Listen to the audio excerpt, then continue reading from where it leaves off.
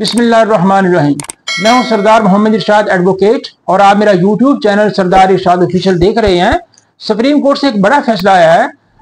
एक family case के अंदर मेंटेनेंस के खर्चे के केस के अंदर, नाबालिग के खर्चे के केस के अंदर ऑनरेबल चीफ जस्टिस साहब ने इंतहाई अहम रिमार्क्स पास किए हैं, जिसका आने वाले दिनों में उसके दूर से नताइज मुरतब होंगे और आने वाले दिनों में इसके क्या नताइज निकल सकते हैं, क्या असरात हो सकते हैं, इस पर तफसीली बात करेंगे।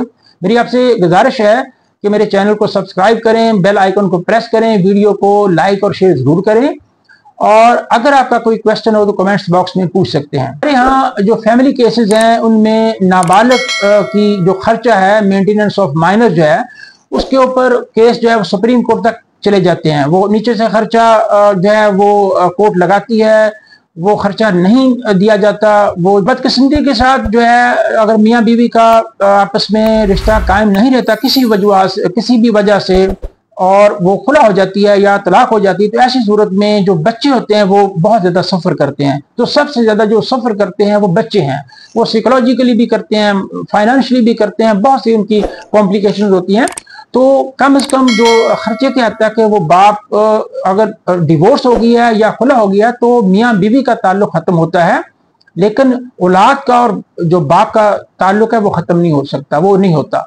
वो शरई तौर पे भी और कानूनी तौर पे भी वो खर्चा देने का पाबंद है। अगर लड़का है तो उसको बालिग होने तक और अगर लड़की है तो उसको जो है वो उसकी शादी तक वो खर्चा देने का पाबंद। बदकिस्मती के साथ हम देखते हैं कि हमारी अदालतों में ये साल केस चलते हैं। वो आगे वो फैमिली कोर्ट फैसला कर दिया है तो फिर ऊपर वो अपील कर देते हैं, फिर उसके बाद हाई कोर्ट में आ जाते हैं, फिर सुप्रीम कोर्ट तक मामला चला जाता है। ऐसा ही एक केस जिसमें 25,000 जो है खर्चा महीने का नाबालिग का, माइनर का अदालत ने मुकर्रर किया। वो केस हाई कोर्ट से होता हुआ सुप्रीम कोर्ट पहुंच गया, जिसके ऊपर उस पिटीशन को तो कोर्ट ने डिसमिस कर दिया, लेकिन ऑनरेबल चीफ जस्टिस ने इसके ऊपर इंतहाई अहम रिमार्क्स दिए हैं। उन्होंने ये फरमाया कि ऐसे केसेस सुप्रीम कोर्ट तक क्यों आते हैं।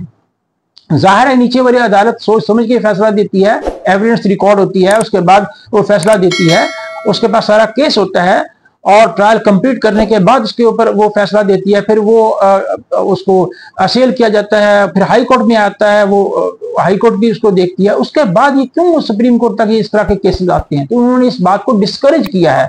और जब वो जो है उसको उन्होंने पिटिशनर के जो वकील थे उन्होंने आर्ग्यू किया कि ये खर्चा ज्यादा है, तो उन्होंने इस बात को भी नापसंद किया कि खर्चा ये ज्यादा है और उन्होंने इस पिटीशन को डिसमिस किया। तो ये इंतहाई अहम उनके रिमार्क्स हैं कि ऐसे केसेस जो हैं वो सुप्रीम कोर्ट में क्यों आते हैं। तो क्योंकि इसमें सुप्रीम कोर्ट ने इंतहाई अहम रिमार्क्स दिए हैं, तो आने वाले दिनों में पूरा नताइज मुरतब होंगे और इस किस्म की पिटीशन जो है वो हाई कोर्ट लेवल तक ही अब जो है वो निपटा दी जाएंगी। सुप्रीम कोर्ट तक इसके जो है इन रिमार्क्स के बाद बहुत कम है कि सुप्रीम कोर्ट में ऐसे केसेस जाएं। और जी उम्मीद है कि आपको ये वीडियो पसंद आई होगी, इसे दूसरों के साथ भी शेयर करें और अगर कोई क्वेश्चन तो पूछ सकते हैं। इंशाल्लाह अगली वीडियो में अगले किसी टॉपिक के साथ मुलाकात होगी। अस्सलाम वालेकुम।